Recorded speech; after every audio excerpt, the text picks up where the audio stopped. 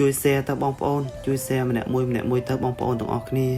កណាននេះជាសកម្មភាពជាងកំពុងកសាងកុដដែលមានបណ្ដោយ30ម៉ែត្រទៅដល់18ម៉ែត្រនិងកម្ពស់3ជាន់នៅក្នុងវត្តសុវណ្ណបារមីស្រីធីតារាមនៅវត្តស្លាកែតដែលស្ថិតនៅក្នុងភូមិដាំស្ពៃសង្កាត់ស្លាកែតក្រុងនិងខេត្តបាត់ដំបងសូមបញ្ជាក់ទៅពុទ្ធបរិស័ទផងដែរថាកុដនេះគឺមានបណ្ដោយ30ម៉ែត្រទៅដល់18ម៉ែត្រនិងកម្ពស់3ជាន់ឥឡូវនេះជាងកំពុងតែបន្តត្រៀមចាក់ឡើងសន្លឹកប្លង់សេជាន់ទី3សារតែប្លង់សេជាន់ទី3នេះរៀងយូរបន្តិចព្រោះអីត្រូវចាក់ស្លាបដំបូលចេញមុខក្រោយអញ្ចឹងរៀងយូរទីបងប្អូនណាផ្នែកទទឹងគឺ1.8 ម៉ែត្រដល់ផ្នែកបណ្ដោយគឺ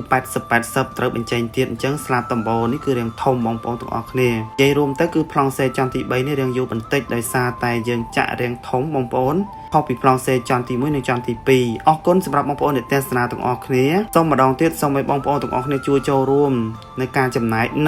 ការ share ទាំងអស់គ្នានឹងមានសទ្ធាចូលរួមជាបន្តទៀតកុដដែលមានបណ្ដោយ30ម៉ែត្រទៅដល់18ម៉ែត្រនៅក្នុងវត្តសុវណ្ណបារមីស្រីធីតារាមនៅវត្តស្លាកែតខេត្តបាត់ដំបងនេះកសាងឡើងដើម្បីប្រសង់ប្រមាណ700អង្គកំពុងជួបការលំបាកខ្វះខាតនៅរឿងទេសនាសនៈមែនទែន